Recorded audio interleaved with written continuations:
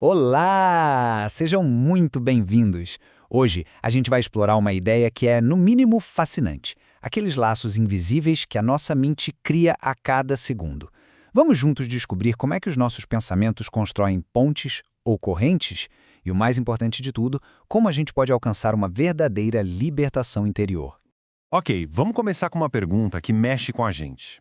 A gente costuma pensar que a mente é tipo um cofre, um lugar secreto, né? Mas e se cada pensamento que temos, na verdade, ecoasse para muito além de nós? É essa questão que nos desafia, que vai ser o nosso ponto de partida para entender o impacto gigantesco que nosso mundo interior tem do lado de fora. Pensa assim, a mente não é um baú fechado, mas sim uma estação de rádio superpotente. E ela está no ar 24 horas por dia, 7 dias por semana, transmitindo para o universo inteiro a qualidade exata da nossa energia e das nossas intenções. Mas como é que funciona essa transmissão, afinal? Agora, nessa primeira parte, a gente vai entender direitinho a mecânica por trás de como os nossos pensamentos se tornam ondas que de fato viajam pelo espaço. É isso mesmo. Cada pensamento, não importa se é bom ou ruim, ele não fica ali guardadinho no cérebro. Ele se transforma numa onda mental, numa vibração que se espalha e sai por aí buscando ressonância. É uma física sutil que está em ação o tempo todo. Agora, olha que interessante essa citação, porque ela mostra o outro lado da moeda. Nós não somos só transmissores, a gente também é receptor. A todo instante, estamos, como diz Emmanuel, ingerindo os pensamentos que estão no ar, sintonizando com as correntes mentais que nos cercam. Certo, mas o que determina com quais dessas correntes mentais a gente se conecta?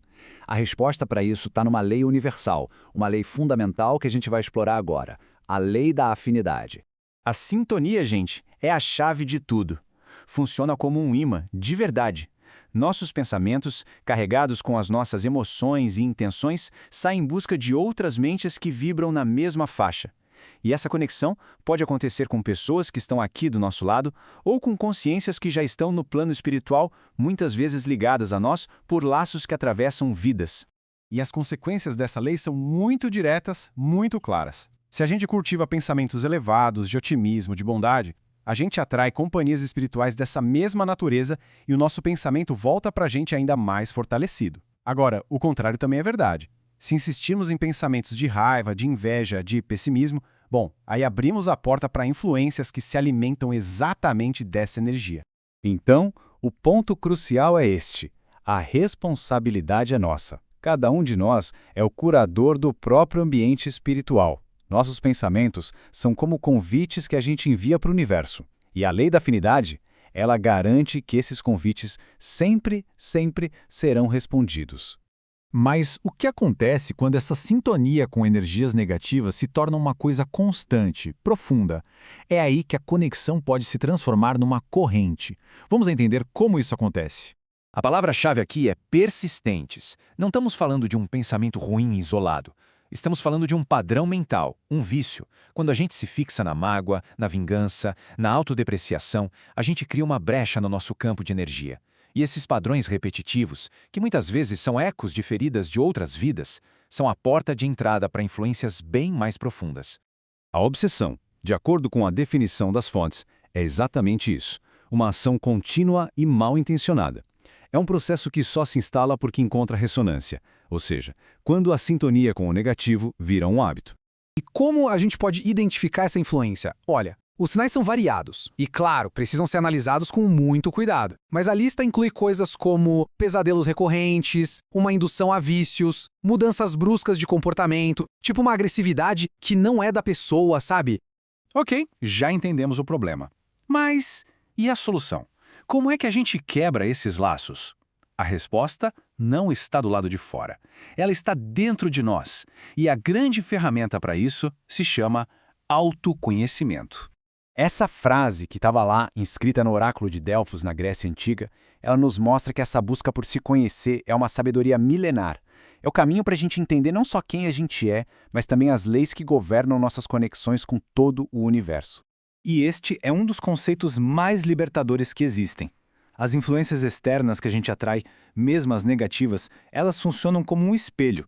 Elas vêm para refletir as nossas próprias imperfeições, as feridas que precisam ser curadas. O mal de fora só encontra eco porque existe um mal correspondente dentro de nós, esperando para ser visto e transformado. E por que vale tanto a pena embarcar nessa jornada interior? Porque os benefícios são imensos. O autoconhecimento traz clareza, ajuda a construir relações melhores, diminui a ansiedade e, acima de tudo, nos dá a chave da nossa própria liberdade. Com essa chave do autoconhecimento nas mãos, a gente pode, enfim, trilhar o caminho da libertação. E esse caminho tem um nome: reforma íntima. Reforma íntima é ação. É o trabalho de formiguinha, diário, de se observar, de identificar aqueles padrões negativos e escolher, de forma consciente, agir diferente. É uma transformação moral que acontece de dentro para fora. E para essa transformação ser sólida, ela se apoia em 3 pilares: o estudo, que nos dá um mapa do caminho, a oração e a vigilância, que nos mantém conectados e alertas, e a ação no bem, que é o nosso campo de provas, onde o nosso progresso se torna uma coisa real. E aqui, algumas ferramentas bem práticas para o dia a dia. Uma leitura que eleva, uma prece ou meditação que acalma, o cultivo da gratidão que muda a nossa frequência, escrever para se entender melhor. Mas tem uma que é essencial: a prática do perdão. Perdoar é o ato de cortar as correntes que nos prendem a pessoas e situações do passado, e muitas vezes de um passado bem distante, de outras vidas. É o que nos liberta para seguir em frente. Então, a mensagem central de toda essa nossa conversa é esta: o destino não é uma sentença, mas sim uma consequência da sintonia de cada um. Para se ter resultados diferentes na vida, o primeiro passo, sem dúvida, é mudar a frequência que se emite para o universo. E essa ideia não é nada nova. Desde textos sagrados milenares até a compreensão espiritual moderna, a mensagem é a mesma. Existe um mundo invisível que nos influencia profundamente.